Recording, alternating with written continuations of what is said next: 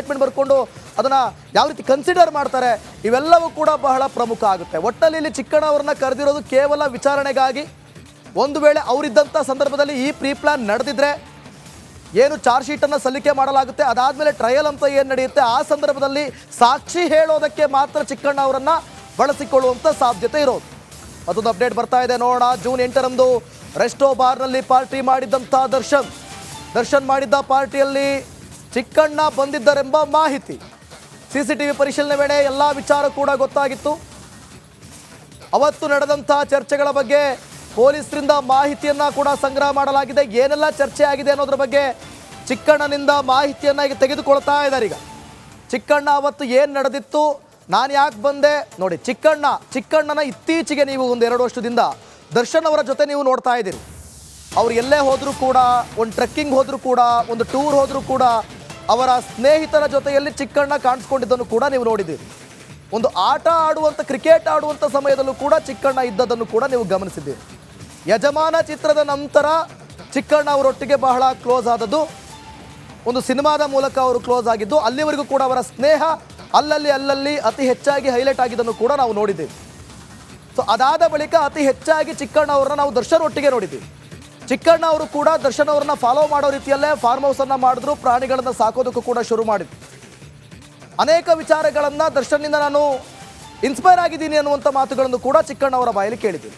ಅದೇ ರೀತಿಯಾಗಿ ಅವ್ರಿಗೆ ಹೇಗೆ ಟೂರ್ಗೋ, ಟ್ರಿಪ್ಗೋ ಅಥವಾ ಊಟಕ್ಕೋ ಹೋಗ್ತಿದ್ರು, ಅದೇ ರೀತಿ ಅವತ್ತು ಕೂಡ ಬಂದಿರಬಹುದು. ಬಂದು ಈ ಸ್ಟೋನಿ ಬ್ರೂಕ್ನಲ್ಲಿ ಊಟ ಮಾಡಿರಬಹುದು, ಪಾರ್ಟಿ ಮಾಡಿರಬಹುದು.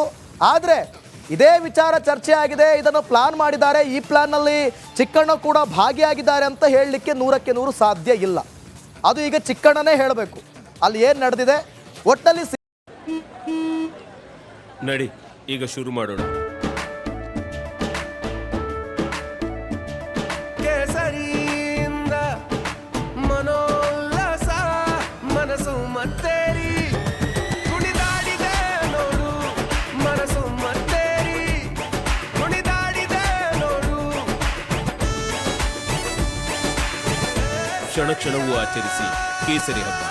ವಿಮಲ್ ಬಾಯಲ್ಲಿ ಹೇಳಿ ಕೇಸರಿ. CCTV ದೃಶ್ಯದಲ್ಲಿ ಏನಾಗಿದೆ, ಏನು ನಡೆದಿದೆ, ಯಾರ್ಯಾರಿದ್ರು, ಏನೇನು ಮಾತನಾಡಿದ್ರು, ಅವ್ರ ಆ್ಯಕ್ಟಿವಿಟಿ ಸೇರಿತ್ತು ಬರೀ ದೃಶ್ಯದಲ್ಲಿ ಮಾತ್ರ ಕೇಳುತ್ತೆ, ಅದಕ್ಕೇನು ಆಡಿಯೋ ಇರೋದಿಲ್ಲ.